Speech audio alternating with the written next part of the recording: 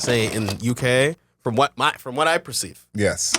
From what I perceive, lyricism is just like, it's on a different level. Like, just like the requirement to be on. The base level, yes. The requirement to be on, to be considered, to be somebody that's prominent is the level is much higher than it is in North America right now. I think he's actually the prime example of that. Like, I think.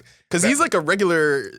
He's just like he's a pop rapper for them. No right shade, now. no shade. But shade. But he's degular. Yeah. And I think, even someone like B. calling him the best new rapper of the past 5 years is like, this is a direct quote from someone who's from the UK saying he's probably the least talented person to make it out of here.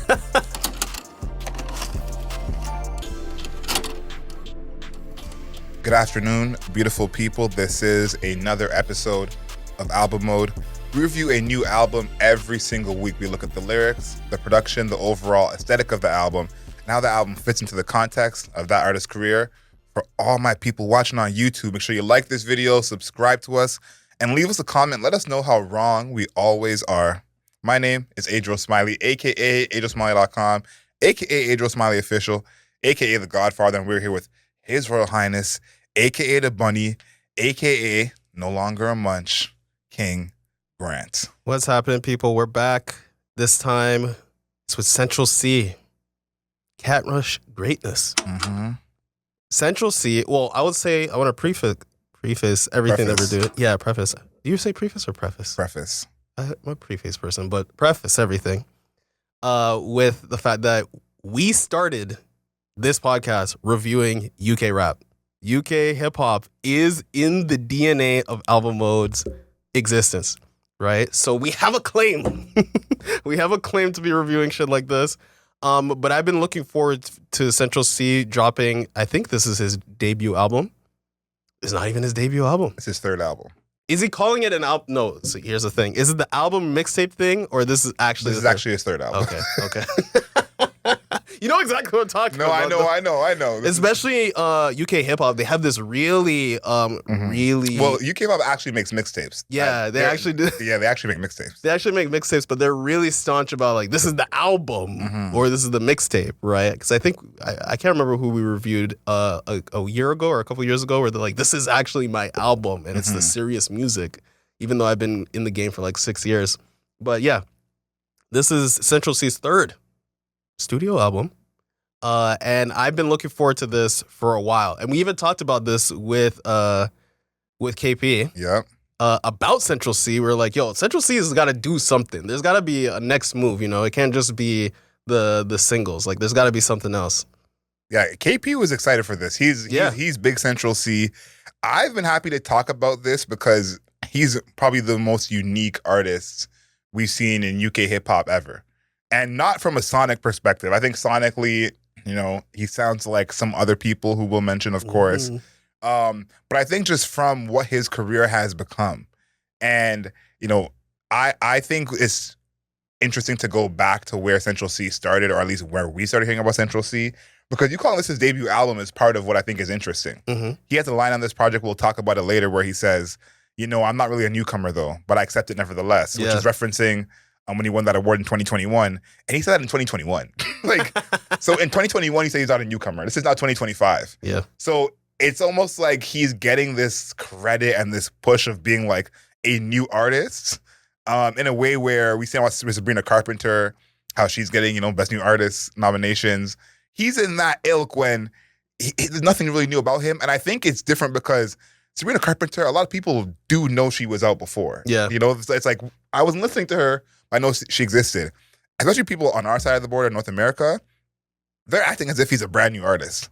And I think it's such an interesting place for an artist to be, because when has that happened before, when an artist is not new at all? Again, third album in 2021, 4 years ago, we're telling us, I am not new.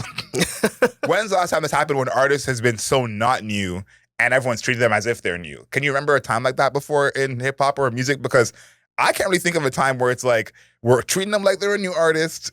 And, again, 4 years ago, they said, I am not new. So this feels like a once in a generation type of deal where literally everyone is treating them like a new artist when they're not. I think about when B. said Central Cee is the best rapper of the past 5 years a few weeks ago. Wow. And I said, he's not new. Like, but again, to Americans, to North Americans, he's new to them. Yeah, I think the only artist I could really think that's in this type of space, and they're not even a rapper, is like Normani. Does Normani count though? I think but people like if she dropped an album and be like, "Oh wow, Normani, she's here," you know what I mean? But I think she had that already with her last project. Yeah, so she comes from a group, correct? So I think that's part of it as well. Like he's been solo the whole time. This is not like, it's like I think a good example is someone like 2 Chainz, who it's like he was in a group originally. Then he was solo, then had a name change. So that can be a part of it as well, but at least he had the name change. Someone who's been a solo artist the whole time, I think is very, very interesting.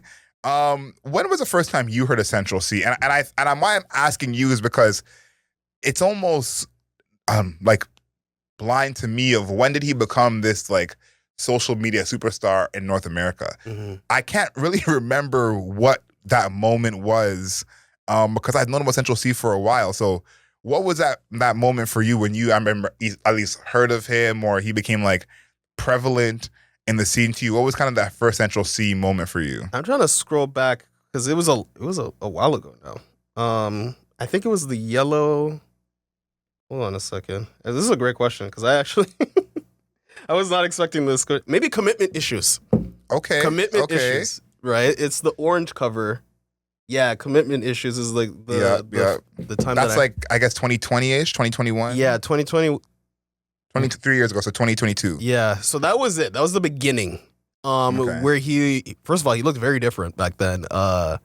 He was, I would say, and I actually mentioned this later when it comes to the lyrics. But like he was much more of a playboy back then.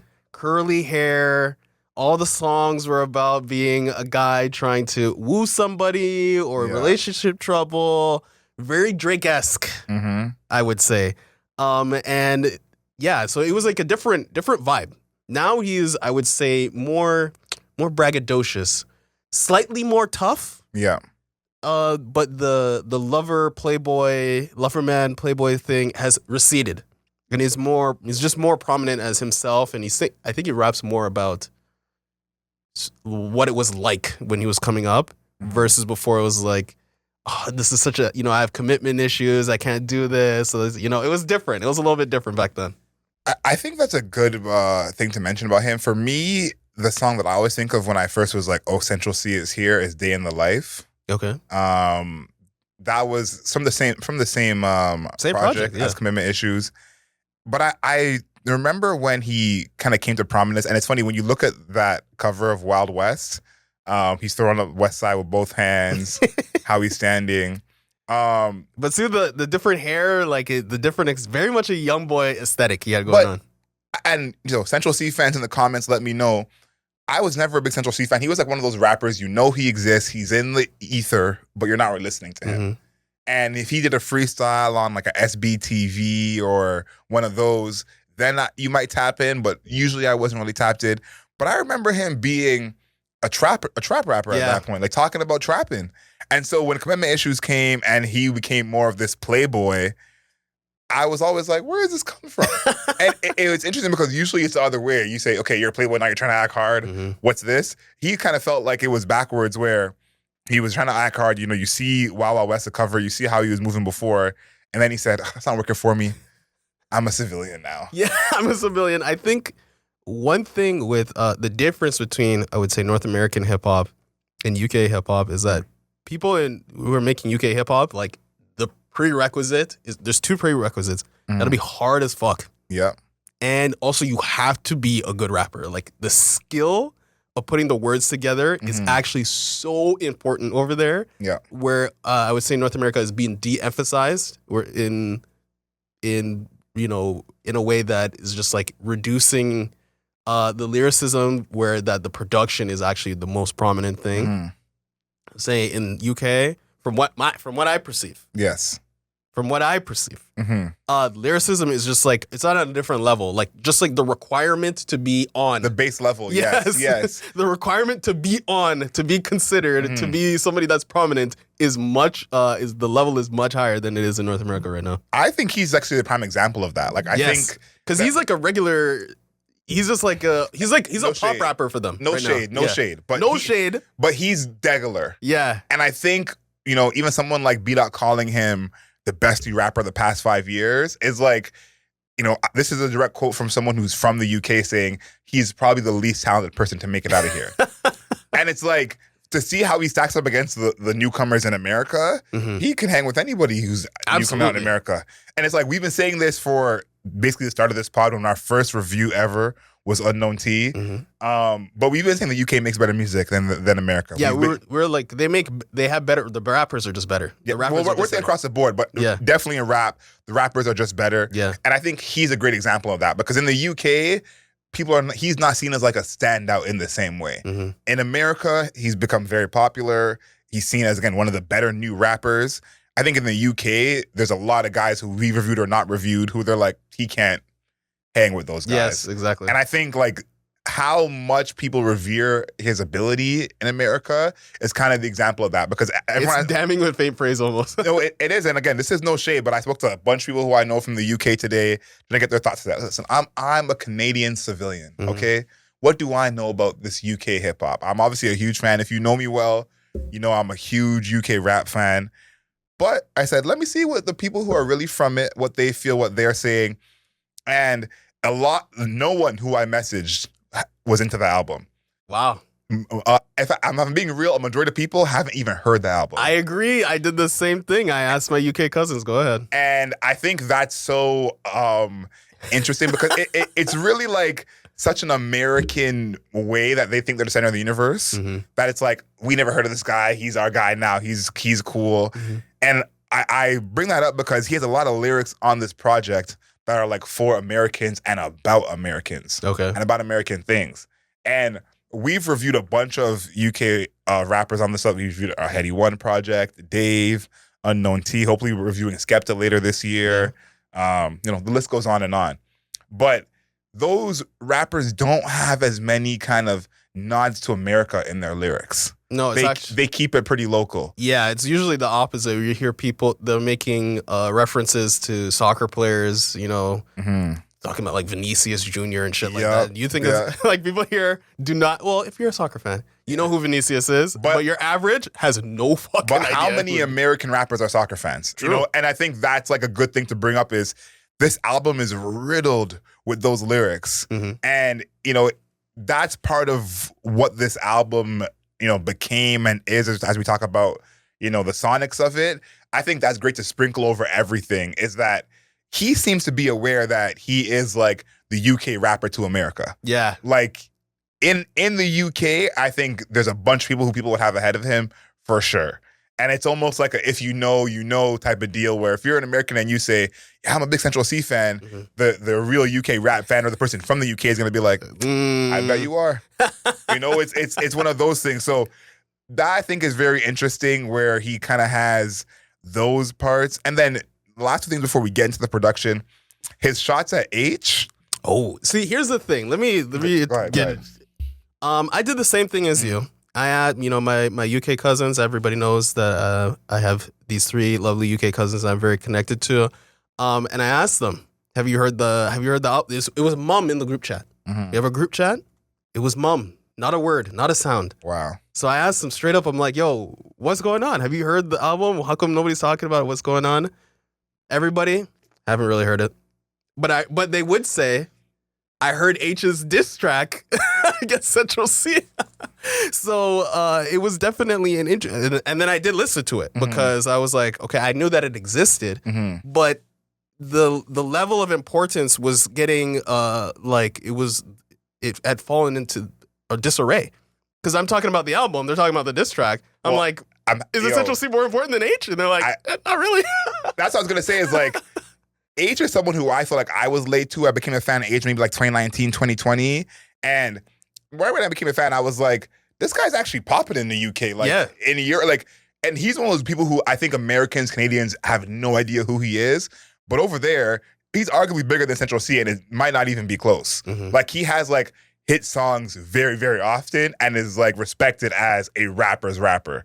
And so it's like, I brought that up because for him to shoot at Aitch is like, he is really leaning almost more into this, like, I'm the American, because it's like, from the UK perspective, it's like, you don't rap well enough to shoot at Aitch, respectfully. Like, you don't rap well enough to do that. It's like when we talked about 21 Savage dissing Kendrick Lamar. We're like, you're out of your depth here. Yeah. You know, but it's like, most people in America have never heard of this white rapper Aitch. You know, he's nobody to them. Yeah. The UK people, they're like, you going against Aitch? All right. That's a mistake. So I'm happy your cousins are hip. I like to hear that. Yeah. Shout out to my three cousins. But I listened to the track, and one thing Aitch said was genuinely one of the funniest things I've heard in a diss track. He was like, I'll punch man's head off his neck. No problem. Tell him to go find his teeth. I just find the idea of like somebody's like, I'll punch your head off your neck. That's so funny to me. Very descriptive. So, so there is so what we're talking about here is like, there is an imbalance with how important Central Cee has been important and popular. How important and popular he's become in North America versus UK. I think that if you've been watching the Twitterverse, people are talking about like this is going to chart like number 10 in America, which is incredible for UK album or UK hip hop album to chart in the top 10 on Billboard. But yeah, like if any British person I've spoken to, they don't give a fuck. They don't care. Like it has not hit the radar at all, which was stunning to me. But it really goes to show like he has crossed over almost all the way. He has crossed over all the way. Yeah. I'm not surprised because, like I said before, he was one of those people in the UK scene, but he wasn't that. Yeah, he's not like tied down. Well, no, but he wasn't like he's up next. Does that make sense? Like when Dave kind of crossed over and became someone who people knew in America and Canada, that made sense. People been saying Dave is up next since he was 14. Right. You know, so that made more sense. Even J Hus, when he had that Drake song, you know, UK don't play about J Hus. Right. So it's like these are the guys who it's like even Skepta, it made sense. The UK had already stamped them as these are our guys. So when they go over, it adds up. No one had stamped Central Cee as he's our guy, he's up next. Yeah, it was the internet. And so that is such a rare thing to happen. And, you know, what I've been comparing it to before we talk about the singles is Drake. And it's like Drake was getting bubbling in Canada. Yep. You know, becoming a bigger artist. But it almost went night and day where it's like he's coming up in Canada to where he's almost an American artist now. Yeah. And they know him in America. He's big in America and he's bigger than everyone else in America. And I think the main difference in terms of that is like people still consider Drake one of the more talented hip hop artists from Canada. You know, there was that hate where they're like, but he's not Chaos, you know, or that's the thing people said. But why were these people saying this? Chaos also raps and sings and arguably does both better than Drake. Arguably. But Drake was still seen as one of the more talented people. Maybe they don't think he should have got the shot before other people, but he was still seen as that kind of talent. I think the talent is a part with Central Cee where people are like, I don't really think he's that good in the first place. Right. So it's like he doesn't really represent us, which I think is interesting. And I do think there's an age gap as well. I think for a lot of Americans, they're just not hip to UK rap, period. You know, like Sprinter being a bigger song as it was, is like, what was the last UK song that was that big, you know, worldwide? Maybe Shutdown with Skepta is probably the one before that, but that's a long time ago. So it's like UK rap hasn't had as many like global American hip hop moments without, you know, Central Cee being involved. But I think that's part of how we chose the singles, because one single that was mentioned to me and me texting my UK people was Gen Z Love. I love that song. And this person said, yeah, that was cute. My 10-year-old nephew loves that song. And it's kind of like there is this notion that it's not for us. And by us, I mean people who like UK rap, UK music already, and us as in a certain age group. Because a lot of popularity is coming from the internet. Yep. And I think because Americans won't be listening to UK rap other than that's how they get tuned in the first place, the age group thing doesn't matter to them in the same way. But I think for the UK listeners, they're like, this is kind of kiddie and not really for me. Yeah, I would say his demo or his target demo or maybe just like the demo that is attached to him is that he's 26. I think Madeline RG, which is relevant to this album, is like 23, something like that, 23, 24, something like that. And your average TikToker is like 20. So we're talking, this is young boy status. You know what I mean? Like we're talking about the young adults, the youth, the youths, and youths? on the youth them, and on top of it, the other two singles, GBP with 21 Savage, Band for Band with Lil Baby. Oh, two of my least favorite songs on this project. GBP tragic. Sounds better on the album. Band for Band still sounds horrible. It's still tragic. But those songs both streamed pretty well. Were pretty successful, you know, chart-wise, but that is kind of the tell of him being an American UK rapper in that sense. Because the song for me that I felt like should have been the single, and it's a song everyone's been mentioning, is Top Freestyle. Like that's the standout to me from this project. I feel like that is like, it's not his dreams and nightmares. We're not gonna go that far with it, but it is adjacent to that where like that's probably the solo song from this project that people will be remembering and singing and playing 2 years from now. Oh, you think so? Yeah, that's the song I've heard everybody mention. Yeah. I like that song a lot too, so I understand it.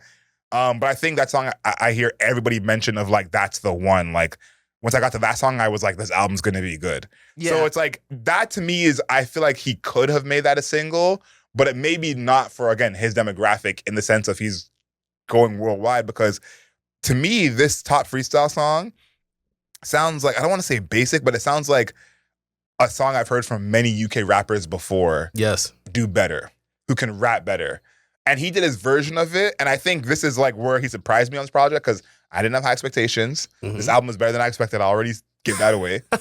But I think Top Freestyle was the one for me where it was both the production and the lyrics, where I was like, this is not just like all drill all the time on this song. Yeah. And he's actually saying some things on here. Yeah, I think that Top Freestyle is really good. I'm surprised that you're saying that should have been the single because I'm going to be honest with you. I think that the very last song, Don't Know Anymore. Well, I'm happy you don't work for an artist because that's not a single right there. I know. It's very good, but it's not a single. Actually, his other songs like Commitment Issues and shit like that aren't super singly. We're thinking single North American single. We're thinking Doja Cat, but that's Say So. That's his type of. That's where he's at right now. No, but he's gone off on with Commitment. Commitment Issues was huge. But that's not even a low-key huge song. That was a high-key huge song. No, but that was one of the ones I think the fans made that the single. Like I think which is what Top Freestyle has become. Like I think you're right because Don't Know Anymore, to me, is one of the better songs on this project. Like, I think it's the best song. Easily one of the better songs on this project. Yeah. But seeing the reaction from people talking about Top Freestyle, because you got to look at this way comparing it to American rap, and I hate that we're doing that so much, but that's kind of the place he's put himself in. Is in American rap, so many American rappers don't make a Top Freestyle. In UK rap, that's like on everyone's album. They have 2 or 3 of those. You know, even rappers who we think are not as good, like Heady One, he'll make a Top Freestyle. That's not out of the realm. In American rap, Benny the Butcher, 21 Savage, Lil Baby, whatever kind of different realm you're in, we don't hear any of them really make a Top Freestyle. That's not a normal thing to them. So I think that's why it stands out so much to the American audience. And I think, like, to be fair, he probably didn't need it because his album's doing well anyways. Yeah. But I do think that Don't Know Anymore is one of the better songs on here. Yeah. And that piano, I mean, I want everybody, you know, I've been sending TikToks to people and talking to people about this, but Nux is probably one of the most influential artists in UK hip hop, and maybe just like drill, just period. His influence of like the jazz style production where like it's almost not even jazz. I was thinking about it recently, like it's more lounge music. Yeah. It's like lounge where like these really elongated like keys piano, it's like almost like arpeggio. Yeah. But these really jazzy lounge, I want to say really emphasize it's really more lounge. Listen to our playlist PS1 Drill. PS1 Drill. Where it's just like very quaint, very elegant. And for somebody like Central Cee, who is, I would say, trying to toughen up, right? Trying to flex on people a little bit. for him to access this type of space and for him to sound perfectly at place, like, is pretty incredible. I think his ability to traverse sounds is top notch. I don't want to say it's not Drake level, but it's really, really high. Because there's what we call PS1 drill or jazz drill, whatever you want to call it, Nux drill, whatever. And then there's even a trap track on this album. A few of them, yeah. There's like that combination with him and Young Miko. Love that song. That song should have been the single, actually. Legitimately. You know what's funny? We're naming all the songs that should have been the single. And I think we're actually right with every single song we've named. But I think none of them are the palette for the group he was going for. And it's funny because I don't think a lot of people heard Gen Z Love. I think some people the two singles they heard were the 21 Savage one, and the Lil Baby one, but they missed Gen Z Love completely. Yeah, I did too. And I think like he's done such a great job of kind of including stuff like that for the UK fans or UK rap fans. And I think because the American rap fans are like coming into this project with, knowing what they know about him and the other songs, they're hearing these other good songs and they're like, oh, this is nice. Like, I kind of like this. Because a song like Gotta, that like crack. That song is so good. And it's actually even better because the Bad Bunny album just came out.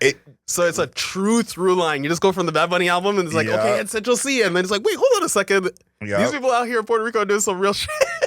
And I have this in my notes here of like, do you feel like all these beats sound the same? No. And they do not, which is actually surprising to me because previously on his past two albums, it was a lot of that. Yeah, it was a little samey. Like it was a little bit samey. There's a little difference here. There's two songs on here that I'm like, it's almost like he takes a song and it's like, I'm going to drill it up a little bit, but not all the way. Yes, I agree. Not all the way. Up North. Up North I like a lot. And Up North is kind of like, a love letter to his area. Shout out Nux again. Yeah. It's still drilly, but again, it's that kind of like subgenre of drill. The horns and the melody on that actually are just chef's kiss. And you talking about Nux really reminded me of another artist, Saints from the UK. Yeah. And it's like, I think that kind of UK rap is my favorite personally at this moment. Okay. I probably want to hear that more than drill, but I think that I probably have a palette for UK rap from listening to UK rap for so long. Like I was listening to UK rap when like they were really making grime. Like when Skepta did all those dance songs they shouldn't have done. Like I was into that at that point. Like that's my era. And I think like the drillness of some of these records is almost needed for his success because he still is bigger in America than he is anywhere else. Yeah, and that's so curious, man. That's such an interesting concept. It is very interesting, but it's like I do think that the American listener is not kind of prepped for the other side of UK rap that we like PS1 drill, that whole playlist. Yeah, there's an American playlist for, and they're like, "Where's the Lil Baby? We don't want to hear that." To us, that's all crack, like all hits, no misses. But it's almost like it's a totally new genre, and it's kind of like the old heads hearing drill.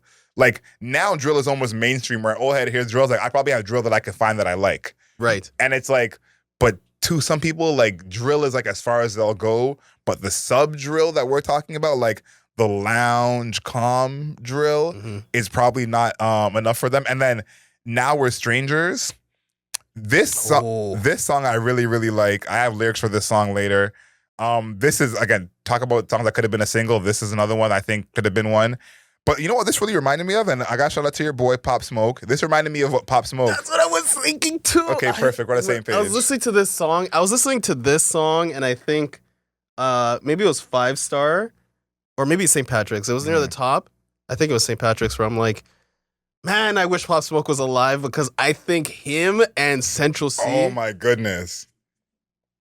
It would have been, we always say it's like, oh, this person, this one is going to be a moment. That would have been a moment because his voice contrasts with Central Cee. Central Cee is a very smooth rapper. Yeah. Extremely smooth. And Pop Smoke is the opposite of smooth. But we love him. But it's the opposite of smooth. That combination would have been ill on a lot of these songs, man. Oh, you're right, man. That would have been... It would have been insane. You know how you see a feature and you're like, I gotta hear this? Yeah. Like, some people had that for Central Cee Lil Baby. Not me. Yeah. Some people have that for Central Cee, 21 Savage. Not me. Central Cee, Pop Smoke. I would have sent you that song 1201. Yeah. Like, that would have been in your phone immediately. It's a shame, man. I will always go back to Pop Smoke and be like, man, we missed the transition to drill. We missed it because you know what's funny? I agree with you in that we missed, like, he would have taken it to another level, but I truly think he would have ended drill because he was leaving that genre. And it's almost like how in a sense, like Lotto and Glorilla are quote unquote ending pussy rap. Like that's where I got popping, that's where I came in. But I'm light years past that now. And I think Pop Smoke would have been light years past that, where whatever 2025 album he would have had, 3 drill songs. But here's the thing. I get what you're saying, because this is what happened with The Weeknd. Yeah. Right? House of Balloons, Thursday, Echoes of Silence, or this like what was called like dark R&B or alternative R&B. Remember when they were calling it PB and R&B or some shit like that, like perhaps Blue Ribbon R&B or whatever. And then he's traversed into like this massive pop star that we know today. But it still had this huge echo of like, you know, Drake had an album that touched on it, you know, an artist like Black or 6 Lack if you like. Also had music like it, like a bunch of people. It's just like a ton of artists in its wake. And that's what I think would have happened with Pop Smoke, because he was already immensely popular. And then there was already a UK thing that was already burgeoning, right? So I'm always thinking like there was about to be a bridge, right? There was about to be a bridge, and then half the bridge crumbled, and then the other half of the bridge, Central Cee, is like the other half of the bridge, because he's crossing over into America, right? So I don't know. I always think about that. This album hit me in a way that most albums do not, where I'm like reminiscing, thinking about. I'm like, oh, we could have included this, we could have included that. Remember this, you know? Like I don't know. I'm excited to talk about this a little bit later because I haven't been high on Central Cee, just for the obvious reasons I've mentioned, you know, over the past 30 minutes. And I feel like a hater because I know people who are new to UK music who they only know 4 Dave songs. They only know that Skepta is every woman's favorite man. They're like, think this is amazing. And I'm actually pleasantly surprised by this project, and I'm happy for his success for what it means. And we'll talk about that a little bit later, but it feels good that the album is good. I don't have to be a hater as much, but I'm going to hate a little bit. Okay, we're not going to go this whole thing without hating. Okay. Truth in the Lies. Tragedy. I know if you listen to this podcast at all, it's not a surprise that me and Démar did not like the song with Lil Durk on it. But it's more the sample for me, and I feel kind of old heady of like. Me too. I was. Go ahead. I feel like an old head being like, they're using the sample. But the real problem is it comes in almost exactly like the original song. Yeah. Which is it's like you cannot do that. 2, it's the same melody. Nothing has really changed, and the song doesn't need that at all. This song could have been a whole different beat. This like sample that you're using almost makes it harder to listen to for some of us. I'm sure there's some 19-year-old right now that's like, this is sick. This is it. Yeah. But I think in reality, you could have just had someone play something similar to this and made it a similar beat, give it some different keys. Because I think introducing keys with this type of beat is what we like about the production on most of this album. Because we think of like, it's kind of similar to again that like lounge drill sound. Right. And technically this is similar to that. But I think it was just overdone with that So Sick sample. And there are certain samples where it's like, you can't be spot on. What I always think of is Through the Wire from Kanye West and Through the Fire by Shaka Khan. If you know that song, that is a banger in its own right, you know? But it's changed enough where someone who's familiar with that song is not going to think of that song right away. You say, oh, this is familiar. And then maybe you kind of catch on as the song goes on. This one, I had to check my phone and say, did I put Neo on or something? Yeah, I think that the sample, I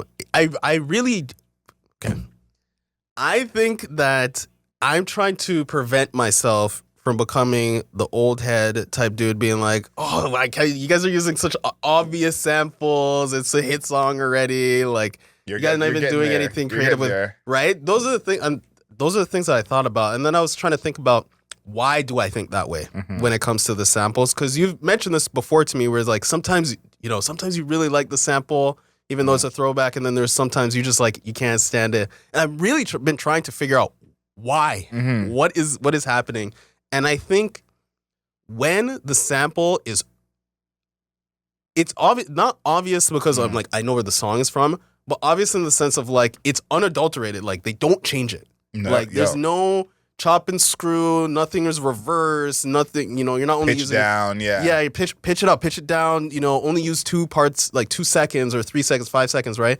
When they're just like, we're taking the exact melody and then adding maybe a different set of drums, because the drums in that song are more of like a Afro beat or maybe even close to reggaeton. I think I'll just leave that to the side. I haven't say something else, but they just changed the drum pattern on it to make it sound like it's more of one genre than the other. But I'm like, the melody is literally the exact same.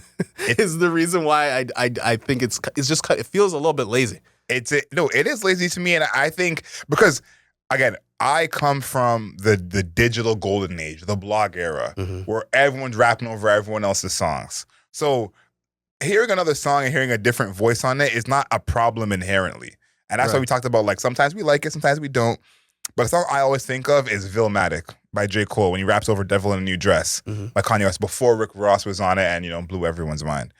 And the just tone that he raps on it with and the energy he comes at it with is so different from the original. That it's like, even though I know this beat, I can know all the words to the Kanye one, this is almost a complete different song just because, one, the content, but the energy and the way you're rapping on it is a whole different vibe. And I feel like, yes, So Sick is an R&B song. So technically it is very different by having them rap on it. Not really, because Central Cee is, first of all, Central Cee is singing. I think his singing is just it's closer to Lil Baby's sing. No, I'm genuinely. No, genuinely. It genuinely is. Which is kind of close to Lil Baby's like rapping / singing. Which to me says he's gone from like, he actually has like a legitimate rap voice, and then this is kind of like, I'm trying to do a different thing. I think he is like a degree or 2 away from actually being able to sing. I think so. Okay, I'm not with you on that one. I think because this is the first attempt. But this is the first attempt that I'm like, But I think having the first attempt comes so late. Like, his first released music that's still on Spotify is like 2017. Yeah. We're 2025. If you have your first attempt 8 years into your career, when it's like, again, in the UK, it's not like these guys don't try and rap and sing. Like, Dave has been doing it on records for how long? So it's like, your first attempt coming this far into your career and it being so bad is like, maybe you have more hope than I do, but I don't have hope that like one day he has something, because I think it just needs to be refined. No, well, obviously, yes. Yeah. But I don't have a lot of hope for that. I actually kind of hope he doesn't do any more of the singing with his rapping. I think he can be melodic at certain points. I think about something like Papi Chulo with Octavian and Skepta, where it's sing-songy, but it's not really trying to do anything crazy vocally. And he can live in that space, almost like a Big Sean, where it's like, I'm not trying to hit notes that are out of my range, but I will try and put a melody together here. Whatever he's doing in here, not really working. Not really working for me. This is my last set of production here, and for anyone who doesn't know, my UK GOAT is Skepta. Okay, that's just what it's been. I've seen Skepta in concert, one of my favorite artists ever. Wow. Huge Skepta fan. And 10 with him and Skepta. This is one of those songs that I was like, this is a Skepta song almost through and through. Skepta to me is the best part of the song as well. And this is a kind of like the song that I thought of when I was like, this is the song that I'm like, why the UK people don't rock with Central Cee like that. Because Skepta makes these songs in his sleep. And this is the kind of song that Central Cee is almost like trying to catch up to the tempo of the song rap-wise. And production-wise, this is like not really drill at all. No. This is like a hip-hop song. Yeah, it's like almost trap song. Yeah, song. I have in here, it reminds me of like the hip-hop era of like late 2000s, early 2010s. That drum pattern with the snares is kind of like Lex Luthor-ish era. But it's like, this is the song that actually got me more excited for Skepta's album. I was like, Skepta's album is coming. He got the heat. I'm like, yeah, literally. I was like, let's get it. Because, yeah, the chorus with Skepta, like, he obviously kills that, makes the song. But when Skepta's verse comes in, he has this ability to, like, not rap too fast, but still feel relaxed in his rapping. It's like, how you rapping fast, but still somehow nonchalant. Like, it doesn't add up to me. And to me, that's actually the best feature on here. When we talk about best feature, I want to know what you think is the best feature on here before we get to production. Okay. But to me, I do think it's Skepta, because this is a song that I'm like, Central Cee probably would never make on his own, maybe can't make on his own, and is like the kind of song that I feel like I would like him to at least have the ability to do more of, because even though these songs don't all sound the same, it's like the lounge drill changes things a bit. He still doesn't have any songs that are just hip hop songs. Yeah, that's true. Everything is still drill adjacent. Yeah, but I think he is, at his root, he is a drill artist. No. At his very, very, very, very center, he is a drill artist, right? No, for sure. That's especially where he came from too. It was very much drill-esque. So I think that no matter where he goes, it's kind of like a hip hop artist, like even Drake. Like at his root, Drake's a rapper. Yeah. Like at his core, he's rapping predominantly in most of his music. So I think that it will always be a part of him. Maybe you can distance yourself a little bit more, but we're already a little bit skeptical on the saying. Yeah. So there's only so far you can go. Facts. Right? But I think that one of the things that I did want to mention best feature. Oh, best feature. But I have one more production thing. Okay. I want to say that a lot of the music, like, it's fast pace. It's got fast pace, like 5-star. Even the what was another song that I really had? Don't Know More, even though it's a little bit more heartfelt. There's a quick pace to it. I think that St. Patrick, fast, another one where it's like a lot of the songs got a danciness to it. The pace, he's combining like drill with Afro beats pretty frequently. And Afro beats, that's dancing music, right? But you also have Afro beats BPM is a little bit higher than drill. Yep, yeah. So there is like even though he's not like rapping about anything dance related, it's very heartfelt, most of it. There is a danceness to his music, which I was surprised by. I did not think I would be doing that. It feels like the Split Decision influence, because a lot of those songs had a bit of danciness to them. Of course, Sprinter was a big hit, but this is something I didn't really see on his past projects. So I feel like that's maybe like a Split Decision influence of having that kind of danciness to those like drill songs. Yeah, so I think that's just like a little bit unique. It's a little bit unique. I can't really think of a drill artist that's really doing something like that. My favorite or best feature, my favorite feature, it's gotta be Young Miko, man. I think she destroyed her part. She just blew that song to smithereens. She's like, actually, this is my song. Literally 10 minus 2. Yeah, she's like, actually, this is my song. You just happen to exist here. I'm just gonna sing the shit out of the song. So I think that her vocals are immaculate, and I think that she dominated the song to the point where, again, it made it feel like Central Cee was making an appearance on her track. That's what it felt like for real. So what about you? How did you feel? Which is your favorite? I'm curious because I'm saying Skepta. Skepta, favorite. Skepta's. That's it. Yeah. That's all. That's all. You just came here rapping. He's not doing anything special. Don't ever talk about Skepta like that. You better watch your mouth. Young Miko, she was like, reconstructing what a Central Cee song could even sound like. Here, bringing Latin influences and such, singing on tracks in a competent way that other people were not doing. She was doing real work out here, bruh. No, she was for sure. Like she would be my number 2 in that spot. Before I talk about the lyrics, because I'm actually gonna talk about the intro. Okay. No introduction on verse 2, but he is someone who we talked about as like not really the next step from the UK, and people haven't really been talking about him like that. And when this project was coming out, this was seen as like, again, his big, like, not debut, but kind of like debut to America in a sense. And I was really watching how are the UK artists gonna accept him, because this is, I actually compared him to 2 people that I don't know if it's disrespect to him or to them, but y'all are gonna decide for yourself in the comments. One was Donald Trump, and I said Donald Trump to me is more celebrity than a businessman. How good a businessman he isn't actually commensurate with his celebrity. But for the longest time, he was the most famous businessman, and it's similar to Tristan Thompson.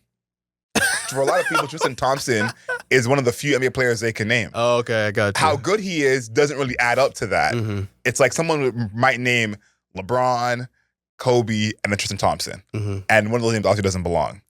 And Central Cee is kind of like that. Okay. Where if you ask people from the UK or people like us who listen to UK music who the best UK rappers are, Not Central Cee. We're not even close. We're naming a lot of people before we name Central Cee. And I think if you talk about who's the most popular, he's up there by a mile. Yeah. And is there going to be some resentment around that from the UK artists? Is there going to be some kind of pushback around that? So seeing Dave and Skepta on this project, who to me are like the 1 and 2 in a sense of UK rap, of like Skepta's the OG, people call the GOAT, almost like a Jay-Z. And Dave is almost like a Kendrick Lamar who's on the come up and people think he's the next one. Yeah. For them to be on this project, I think obviously speaks volumes. He did the project with Dave, but seeing those guys kind of bring him in, I thought was a huge kind of push from the UK of like, he may not be who we think is the most talented or the best, but we know how important this project is. Right. And so that was kind of great for me to see. And then no introduction, there's a lot of self-awareness of that. He talks about that on this project, and it seems like he's very, very aware of it. But I wanted to show kind of these Americana bars because obviously he spent time in America, but these are some of the things that it's like, these are for my American listeners. On verse 2, he says, I'm feeling pain, but I can't complain. My life was harder before the fame. Lost some people along the way, and I miss them bad when I contemplate. Shoot my shot, and it's wet like Steph, but I don't play for Golden State. It's bait that my bro got the poker tucked. He can't even put on a poker face. What are these jokers on? They keep sending, but I don't respond. The big dot ain't like Dirk, but it's OTF, like Long Live On. The UK is not what you see on films. Bro in the block with the longest wand. Deathly Hollows will fly out the chamber. Bro try poke and hunt this dawn. I hear them talking, seeing the tweets. I see them forums, seeing them mention everyone else, but me say that I'm not important. All of the moves that I'm making in America make it easier for them. First half of the year, I've done 100 shows. You can see I've been touring. There's a few sections in there where you're like, this is not, he's not even talking to the UK. Yeah. And to have that on the intro, that's why I've spent so much of this podcast talking about him and his relationship with his American listeners, because that's clearly on his mind. Yeah. So do your intro of like again, the third album is you and decide, are you here to stay or are you going to be a flash in the pan? Third album, he's showing he's here to stay. But he's showing he's here to stay in America. And this whole section and part of verse 2 where it's like, he's not even talking to the UK at all. Shoot my shot, wet like Steph, don't play for Golden State. Steph is a global superstar. We don't have to say that's American, but we know that from listening to American rap and UK rap, the bars about basketball players, few and far between. Few and far between. You know, ain't like Dirk, OTF, like Long Live On. What? It's like, I forgot about that whole situation until he brought it up. The UK is not what you see on films. That is the one that you're like, this is not even for the UK audience. Because you wouldn't be talking to your UK fans saying that. And that's referring to people talking about like, they think it's like Harry Potter. And, you know, I think he has some value in mentioning this because I think people don't see the UK as like having hoods, having violence, having dangerous areas. Kind of like how Black Americans think that all of Africa doesn't have running water. It's kind of the same how Black America thinks that the UK is like, you know, all nice. And, you know, if you listen to UK rap, it's very few UK rappers that are not involved in the hood in some way, shape, or form. Even someone like Dave, who isn't necessarily a hood rapper, talks about being around that life a lot. So I think this is the part where he has some value, even though we are mentioning again, he's not the most talented. He's probably not even in the top 10 in the UK rap scene right now. But I think this holds some weight for him to take this time and speak to his American fans and kind of educate them and give them some ear candy of like, listen, I'm tapping in with y'all. I know what's going on, but as well, it's not what you guys think. Because I think that the difference between him and the popular UK rappers, like again, the Daves, the Skepta, even Unknown T, they don't give a shit about America. They're rapping for the UK. Yeah, I think he's definitely cognizant that he's global, right? Like you'll see, anytime you see, or most of the time you see him, he is actually like next to American people. Like even in the song that we were just talking about, he says, trying to pretend they don't know who C is like. That's the Munch herself getting a little shout out in his lyrics, right? So even like the people that appear next to him, he's recognizing like this is he knows the space the lane that he exists in, and he also understands like the internet is a global space, and he is an internet star, because a song like Doja Cat doesn't go as popular as it does without it being international, right? And he has an international eye on him. People like Drake are next to him, Ice Spice next to him, right?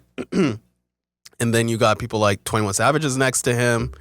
So there's a lot of crossover that he's already aware of, right? And then I would say it's deft of him or whoever is in his A&R circle to have somebody from Puerto Rico also on his music, because now he's even able to touch that Spanish speaking space that most.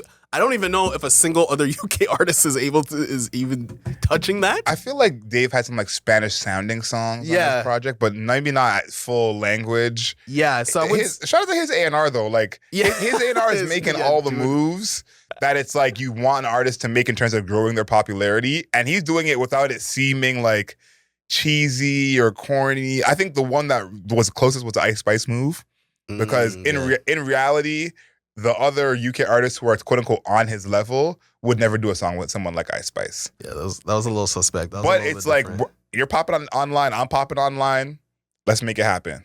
Yeah, I would say my when it comes to lyrics, and something that we don't really talk about very frequently when it comes to lyrics, but I want to point out for him is tone. He is a master of tone. To have a song like Limitless, right, where he is rapping about, let's say, how like heartbroken a person can be, and also like lonely a person can be, right? And also how like, I would say lonely lifestyle he can live. For example, he raps about if I made a short film and put it out on YouTube, I would need viewers' discretion. Live in a movie, I can't press pause or fast forward when a scene gets graphic. 5% tints on all of my whips, I cannot get seen in traffic. Made peas and left the street relieved, but none of my grief did vanish. Me and my girl keep bumping heads. I feel like I'm speaking blank. And then there's Spanish in the background. And I say I'm all right, but I'm stressed within. Deep breaths won't help with the mess I'm in. I hope my good deeds outweigh all the fuckery. I'm trying to repent my sins. Already rich, still grinding. How greedy. How greedy. I'm still not content with M's. But there's this element of loneliness. Very lonely. There's only one or two people around him, right? And that's it. 5% tip, because I can't even be seen out in traffic, because he'll just become the traffic, right? Yep. Pandemonium. But his rapping is like very, very muted, very somber, right? Versus a song like Five Star or even Top Freestyle, much more animated, more braggadocious, able to puff out his chest. So these are things that I would say should be intrinsic to hip hop, being able, like, we talk about like breath control and rhyming and stuff like that. Tone of voice is actually very important.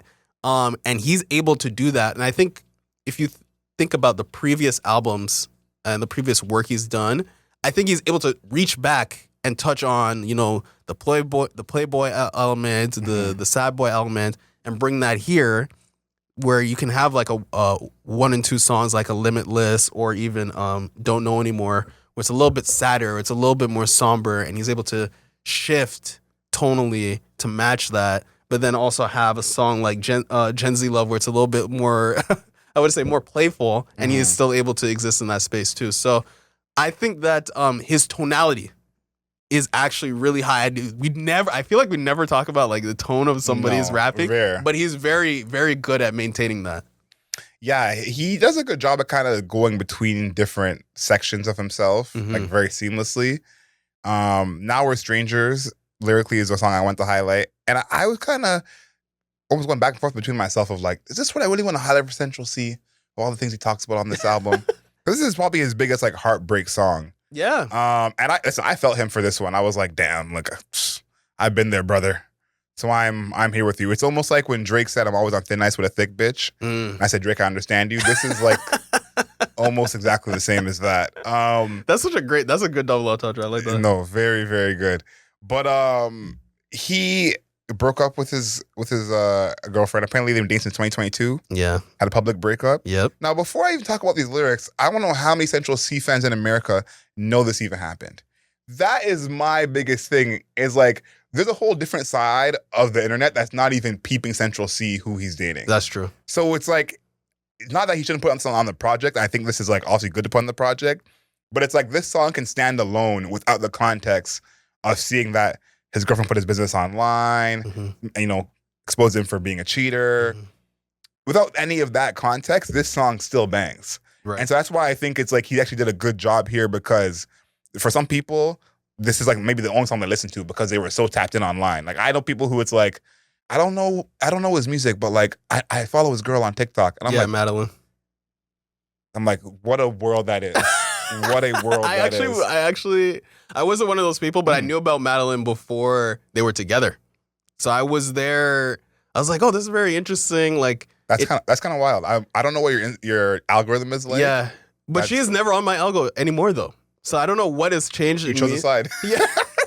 You chose like something has happened to me as a person, because I was one of those people. I was early on a lot of British TikTokers for whatever reason. But then I was able to be like, I would even tell my British cousins, I'd be like, yo, this person's about to go huge. Have you heard about this person? Have you seen this person? And Madeline was one of those people. I'm like, yo, do you know that Madeline Archie is dating Central Cee? And they're like, what?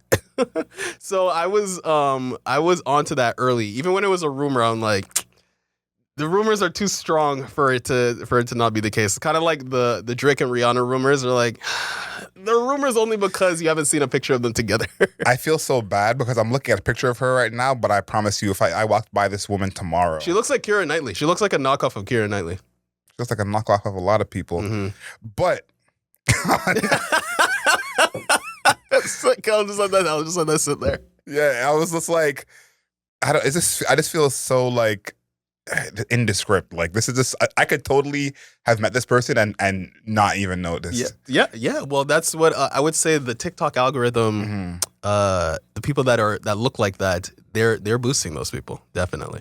Interesting. They want people to look. That's a whole other podcast. Yes, That's a whole other podcast. At towards the end of his verse on "Now We're Strangers," he says, "Are you moving on already? Would you give your number out? I said if it ain't you, then I don't want nobody else. I had you and I ended up with many other girls. Trying to reassure you're special, I bought plenty of Chanel.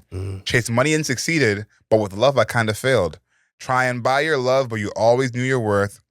I admire you're mature, you're probably right, I'll never learn.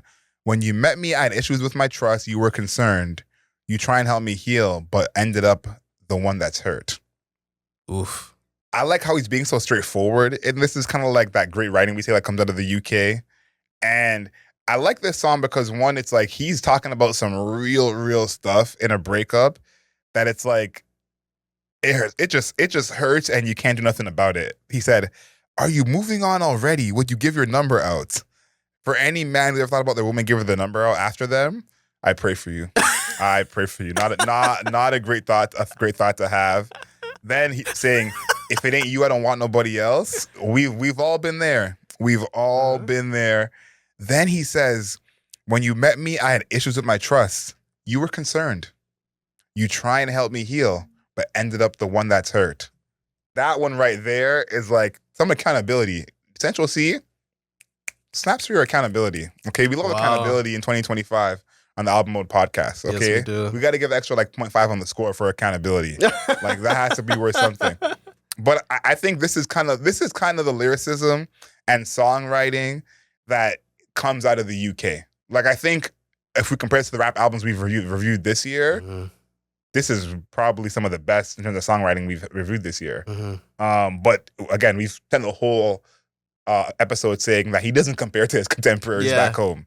You know, and it's almost like, you know, as a Jamaican, you know this, when your parents would say, "Yeah, but if you go back home, they're not even fast." This is kind of like similar to that in a sense. And I think what really makes this interesting, at least this part, is like this is a song that he can make that is like pretty open, like pretty heartbroken. Like this is like not Drake level heartbroken. Drake is like, you know, Heartbreak King, but he's tore up on this song, like all over this record. But this doesn't stop his like playboy, tough guy persona. Like all that still is intact.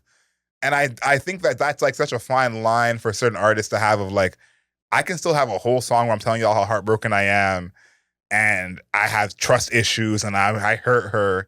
But the next song, I'm still a playboy. I'm still tough. I'm still whipping at work. Yeah. It's like, how often do we get an artist to do both of those in the same album? That's true. And I think like this is not necessarily a UK thing to do both of those things, but I think the songwriting chops to be able to do both of those things. Where it's like, this is so believable that you're okay to have other emotions. Yeah. Like, yeah, I think that's good. I think that, talking about more emotions, Gen Z Love is one of those songs where, it has love in the title. So you're talking about love. But one thing that I really wanted to highlight about this song, maybe it's just me, but I was getting a lot of Keisha Becky vibes on that hook. Wow, I forgot about that song. When our children ask us, how did we meet? I'm telling them Gen Z love, FYP love, IG love. Isn't that the same flow from Keisha and Becky? But a little bit, yeah. So on the Explore page, like I need Explore Deep, right? So I thought, I don't know. We'll have in the audio version, we'll have the part dropped in here. And maybe we'll even include the Keisha and Becky. Yeah, back to back. So we could do the comparison. But when I listened to it, I was like, that's Keisha and Becky. That's the flow. So to see him adopt that flow into a love song is really interesting because Keisha and Becky, not really. I was gonna say, are you saying Keisha and Becky's not a love song? Because I think it's a love song. I think that might be a love song. I don't know about you. If you say so. Yeah, like if you say so. But I think, okay, let's say the tonality of the song is very different in Gen Z Love versus Keisha and Becky. Yes.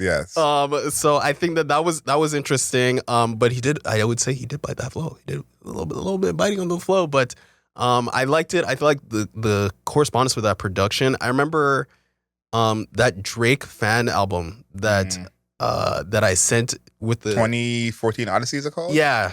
2049 Odyssey or something like that. Yeah.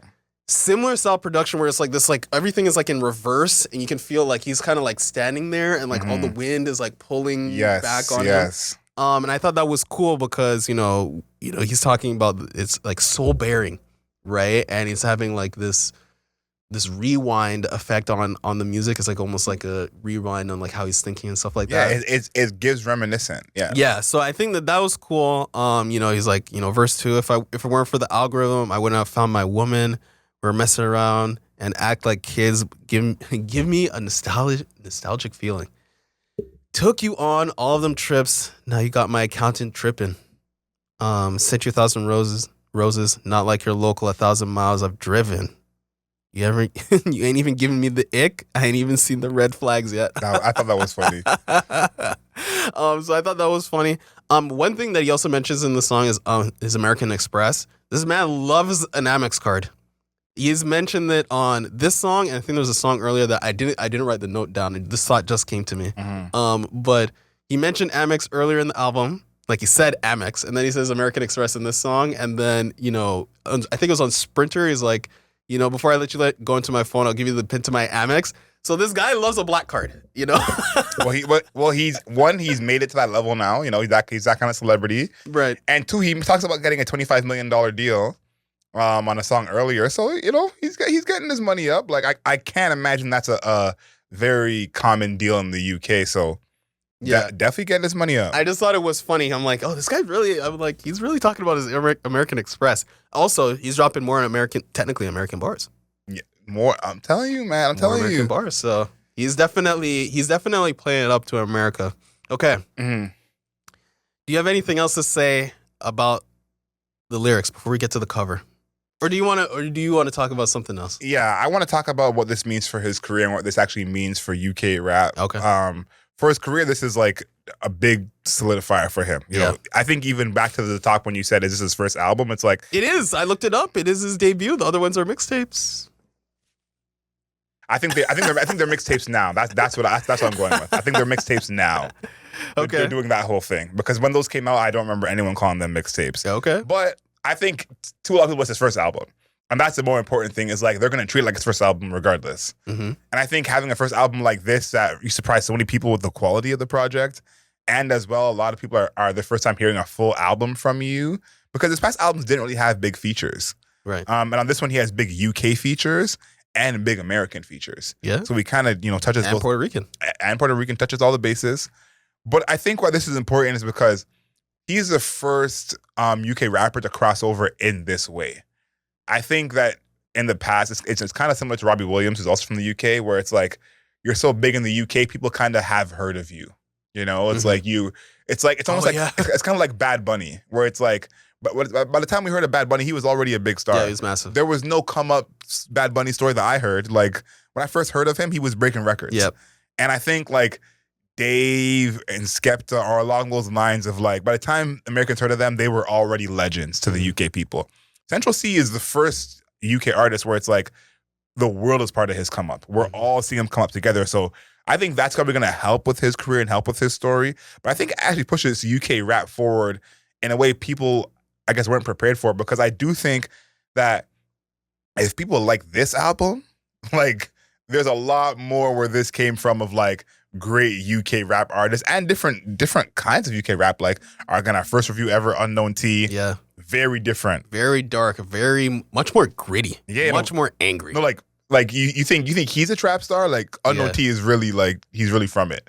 Then someone like Heady One, who has songs like Princess Cuts, where it's like, it's more dancey and more fun.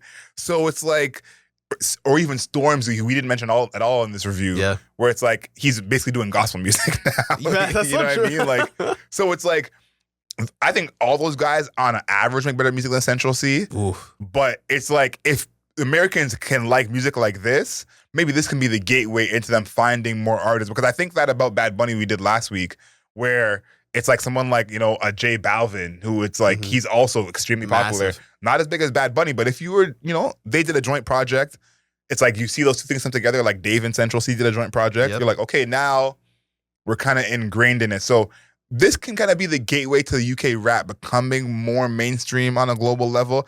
That's the case because we've been saying it for years that they make better rap music on average. But that's why I think this is a big plus for his career, is like, even though I don't think the UK will ever put him in that, upper echelon of like, he's one of the best. Yeah. Him at least doing this and having the cosigns of the Daves and the Skeptas is and like the Drakes.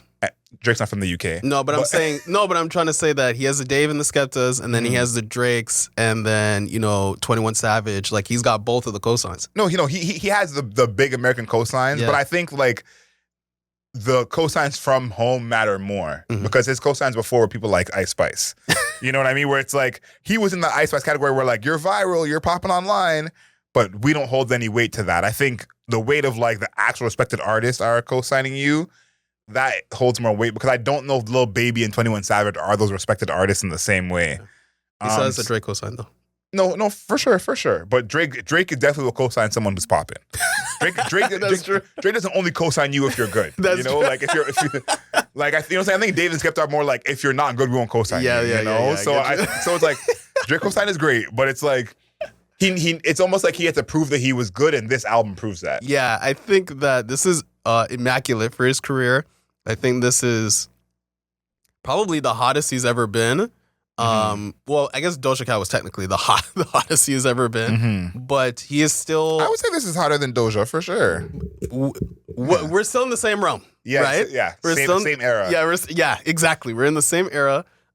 So I think that this is great for him. Very rarely, very rarely are you making some of your best music during the time where you're the most poppin'. Usually, it's one or the other is happening at the same time. Sometimes, or it's happening individually. Sometimes you'll get an instance like Charlie XCX with Brat, where you're like, this is the zenith, right? I don't think that he's necessarily there yet, but I'm like, this is good, and also this is probably the most popular he's ever been in his life. So I think that it's great for his career overall, because the debut album being very good helps solidify everything else that you do. We were talking about this, I think, with J. Cole, where it's like, once you get the classic, everything else is gravy. Yes. I don't think this is a classic, but this is very good. And he's hot right now in a lot of different spheres. So I think this is perfect for him. Is it a no skips? It could be. It could be. I don't think it is. There's one song we mentioned in particular that's an absolute skip, and it currently has the most streams on this project by several 100 million. It's the future, band for band, but it's not a no skips. But I think it could be, and by could be I mean you could play this in the background and not like have to go change it. You know what I mean? So it's not a no skips, but it could be. Okay, how do you feel about the cover? I don't really love the cover. I think I don't hate it, but also I feel like Central Cee hasn't been a good cover artist for me in terms of his covers. I agree. And he's a good looking cat too. Yeah. Women love Central Cee. Yeah, light skins are back. Right? He needs to figure out how to just make it a little bit more subtle. I feel like all of his music, all of his covers, very gaudy. But you know what I think, and this is part of why, because his actual best cover is the joint project with Dave's Split Decisions. And he's not on it. Not on it at all. Maybe that's what he needs to do. But I think, like, to his core, he's a drill artist, and he's kind of like, almost like we said, Pop Smoke, like learning to become like just an artist. Yeah. And he's still in that progression, but he's never had like a look or an aesthetic that's just him. I think that like the closest he's had to that is wearing the wave cap everywhere, which. Y'all online, we have that theory that he's just hiding his hair, which I still think that's true. That he's hiding his hair? Yes, because he has quote unquote not black hair. Which we didn't mention at all, but he doesn't say the N-word at all in any of his music. No, but he's Guyanese, right? No, he's Guyanese, yes, but I think that's no, but I'm not saying that he should or shouldn't. I'm just saying that I believe he's Guyanese. No, he's I think he's half Guyanese, right? But I think it's like he's not technically a white rapper, but he kind of moves like a white rapper with like a black visage. Mm-hmm. So it's like, again, we don't see that very often as well, but like the hair gives that away. You know what I mean? That's true. So it's like, but he did have the hair out before. Remember earlier, it was more ringlets. Right? Yeah, but that's a black hairstyle. Yeah. I said to someone, I was like, once it became album time, he got him some cornrows and some ringlets and said, "I'm with y'all." Which is it's 100% what happened. But it's like, I think like that's maybe his signature look, and I think maybe there will be a time where that whole question about his race and his hair won't matter. I feel like he it's can do whatever. I feel like that people are not. Well, I feel like it was more of a conversation a few years ago. I feel like it's less that's something. That's why that's his look is like wearing the wave cap all the time. Yeah, like the wave cap ended that because it's like if you only see me in the wave cap for 2 years, like you know what I'm saying. So it's like he did mute that conversation by wearing the wave cap all the time, but that's like his only signature look that he has. So maybe going forward, fashion wise, he may develop more of a personal style, and we can see that come through. Yeah, I think that for the cover, it's a little bit gaudy, and also it's just really gaudy, and I feel like it doesn't need to be. Like, I think How do you feel about the Union Jack hat? I think okay.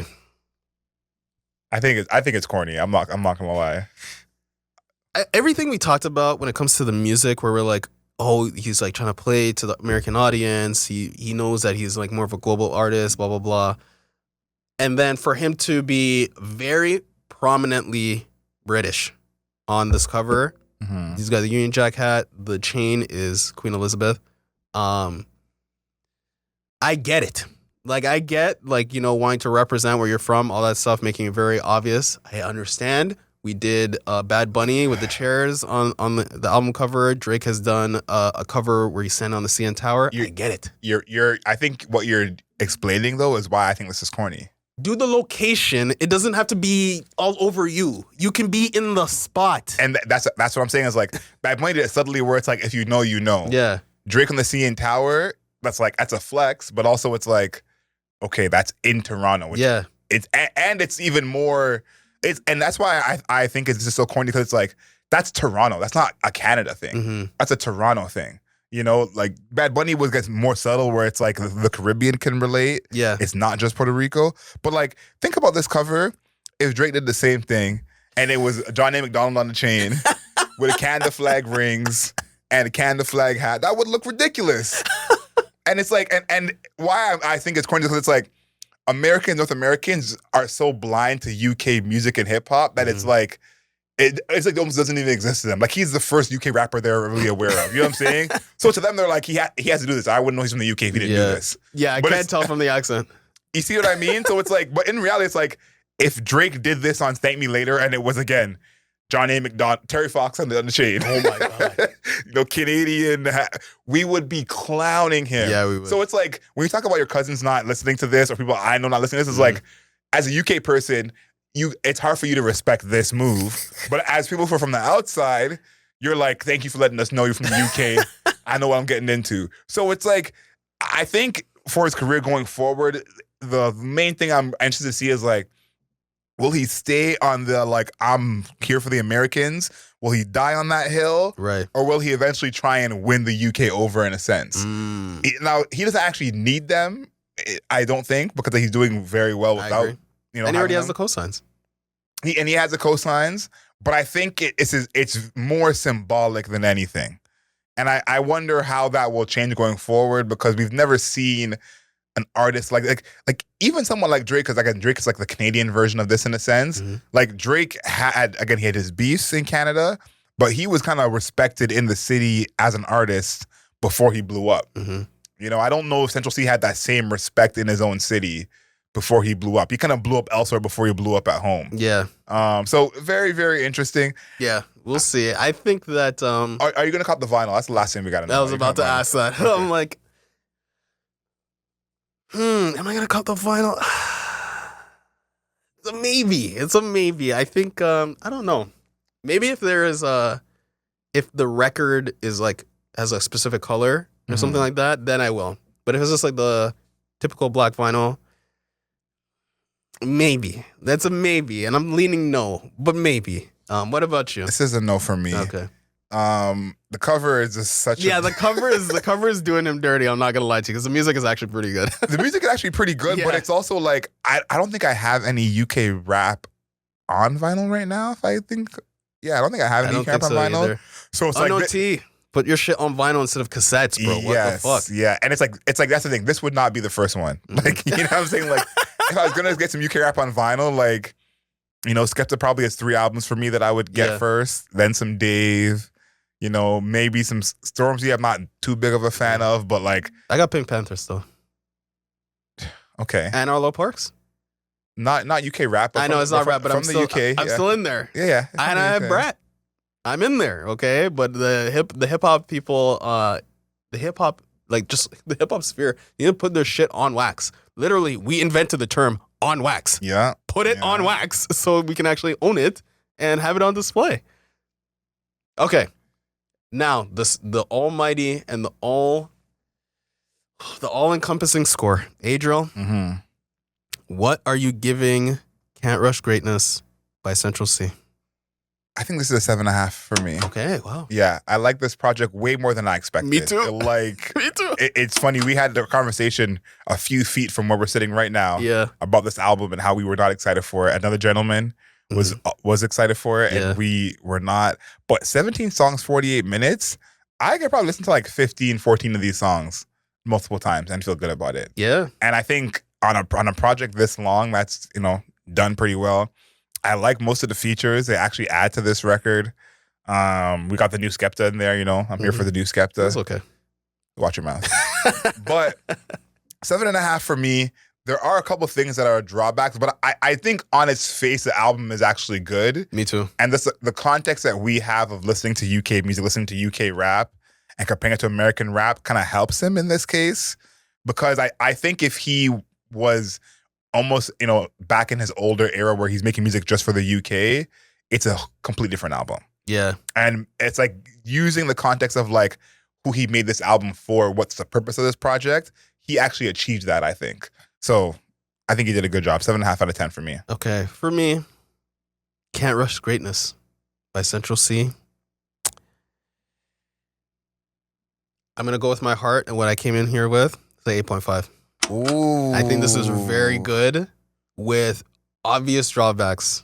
Him singing, the drawback. Yes.